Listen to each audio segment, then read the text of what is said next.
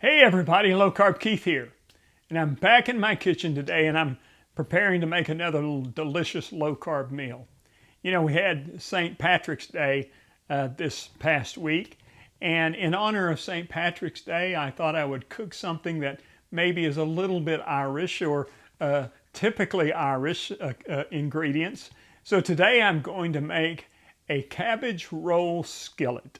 It's a really easy skillet dish to make, and it only has a few ingredients, not a lot, and it doesn't really take that long to cook. So let me tell you first what we're going to use. Today we've got a little bit of butter. We've got a pound of ground beef. I've also got a can of diced tomatoes, 2 cups of cheddar cheese. I've got about a cup and a half of cremini mushrooms that I've sliced and chopped up. We've got about a half a cup of diced onion, and I've also got probably 4 to 5 cups of chopped cabbage that I've chopped up. So the first thing we're going to do is we're going to cook the mushrooms and the onions, and put that right there. Mushrooms and the onions. I'm going to put them in a little bit of butter to cut them up. A tablespoon ought to do just fine. The first thing we want to do is we're going to get the onions and the mushrooms kind of cooked and kind of translucent. You want the onions to be kind of translucent for you. But this week I went out to lunch with some friends. I went out to lunch with some friends, and it was the day before St. Patrick's Day, and they were serving corned beef and cabbage, and I didn't have that, but I thought that sure did sound good, so I thought I'd make something with a little bit of cabbage in it. Cabbage is a great. I know when I was growing up, I didn't eat much cabbage. Didn't really care much for it. But as I've gotten older and my palate has changed a little bit, cabbage, especially on a low-carb diet, cabbage is a really good filling dish. I made some fried cabbage and bacon for my wife not too long ago, and she absolutely loved it. I had some of it too. It was really good. That's the beauty about cabbage, is you can put all different kinds of things in it. Sometimes we'll make cabbage with Polish sausage chopped up in it. So anyway, but we're going to cook this down and let these mushrooms and these onions kind of cook. And in a few minutes, we'll add the other ingredients. All right, I think our onions and our mushrooms have cooked down quite a bit. So what I'm going to do is I'm going to take them out of the pan, and I'm going to put them in another bowl, and I'm going to add them back in later once I get the meat cooked. There we go. Yeah, those will go back in a little bit. So, yeah, there we go. Now we're going to put the meat in, and we're going to cook the meat. Now I have found that when you're doing something like this, if you cover the meat, it'll hold the steam in there. Cover the skillet, it'll hold the steam in and cook the meat from both sides, both the top and the bottom. And this is, I think I got this at 90-10, this ground beef. So there's not a lot of fat in it. I didn't want to have to drain a bunch of grease off of it. There's going to be a little bit, but that's okay. That's going to help the cabbage taste better, actually. I don't claim to be any kind of Scottish cook, although my last name, McDaniel, is Scotch-Irish. At least that's what I understand from our ancestors, that we came from Scotch-Irish stock. All right, yeah. Yeah, there's not a lot of water in there. There's not a lot of grease in it. So now what I'm going to do, I'm going to turn it down just a little bit, and I'm going to add a little bit of garlic powder. Not a lot, maybe a teaspoon of garlic powder. Okay, just to give it a little bit of flavor. A little bit of paprika. Not a lot of it either, just a little bit. And I'm going to add probably a tablespoon of this seasoning salt. And you can use any kind of seasoning that you want. But we want to make sure that we've got enough flavor in there where it doesn't taste bland. Mix that together good. All right, now here and go the vegetables back in, the mushrooms and the onions. They go back in. Get that mixed up. And then we are going to add our can of diced tomatoes to it. I'm just going to put the juice and all in there. There's not a lot of juice in there. Just a little bit. Okay. And get that mixed up.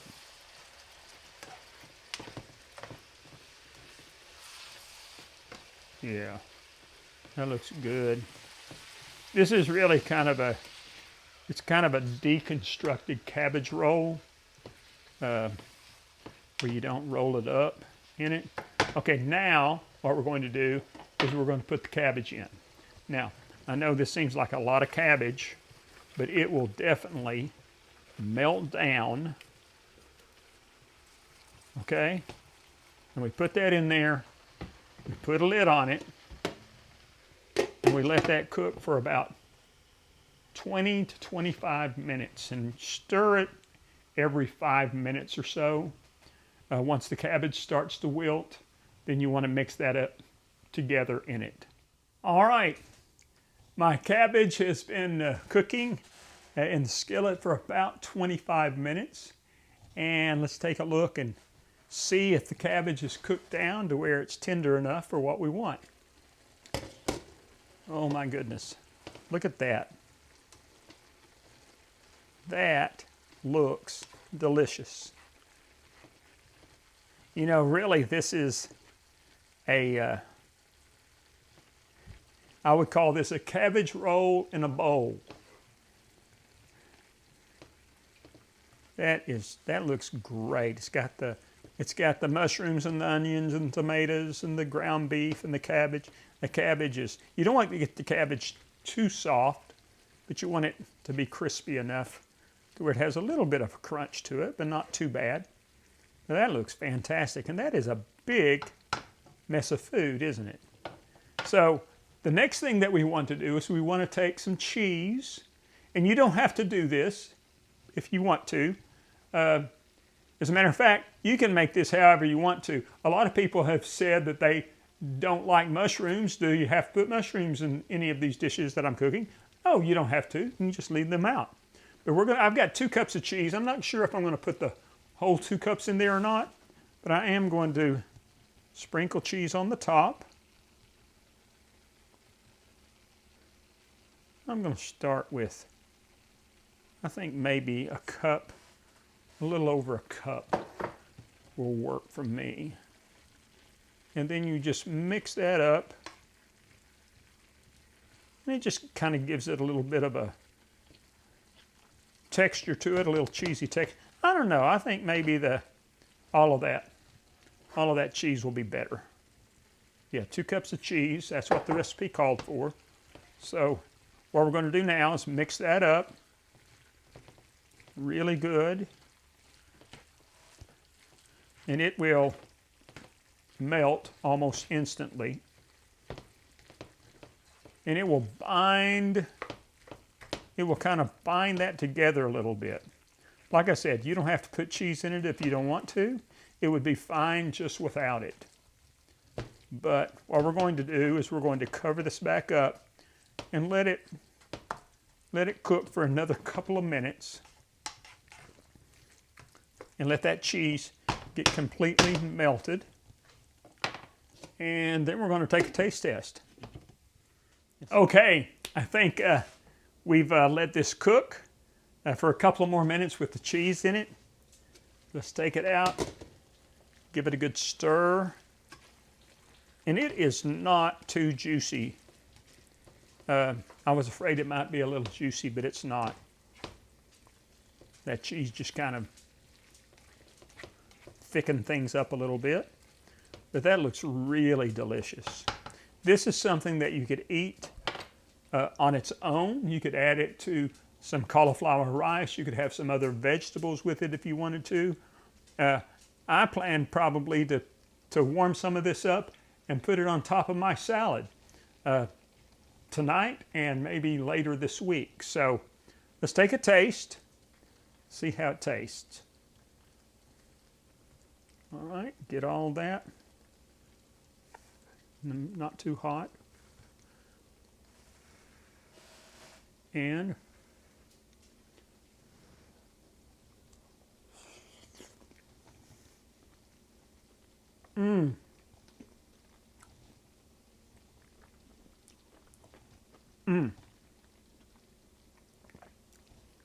that is so good. Has just the right amount of seasoning to it. And that cheese did add kind of a little extra kick to it that you normally wouldn't get in a cabbage and ground beef veggie skillet dish. But it really is delicious. I mean, it really is delicious.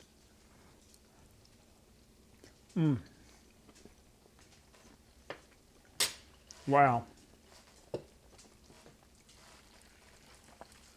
That's really good. And whatever kind of cheese you want to put in it, I put cheddar. And it does, that cheddar just sort of does give it an extra bite. So here we are. This is your, call it whatever you want to. Call it the lazy man's cabbage roll. I'm calling it cabbage roll in a bowl. So it's delicious. It's low carb. It's got, I think, about 6 carbs per serving, and in that right there's probably at least 6 or 7 servings of it. So there's another delicious dish. If you're watching this on YouTube, be sure and click the subscribe button so you can keep up with all the recipes that I'm posting on my YouTube channel. I sure do appreciate it. Thanks for watching. I hope you get a chance to make this dish sometime in the future. It really is delicious, and it's fairly easy to do. So again, thanks for watching, and we'll see you next time.